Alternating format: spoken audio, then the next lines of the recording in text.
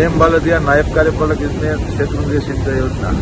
ગઈકાલે ઉપરવાસમાં થયેલ ભારે વરસાદને કારણે શેત્રુંજીમાં ઓવરફ્લો થયેલ છે।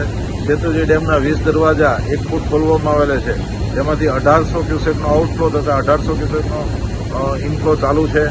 આ ડેમ ભરાવાને કારણે નીચવાસના 4 તાલુકાના 122 ગામના ખેડૂતોને ખૂબ ફાયદો થશે, તેમજ ભાવનગર શહેર, પાલિતાણા શહેર અને ગારિયાધાર જૂથ પાણી પુરવઠા યોજનાના પીવાના પાણીનો પ્રશ્ન હલ થઈ જશે।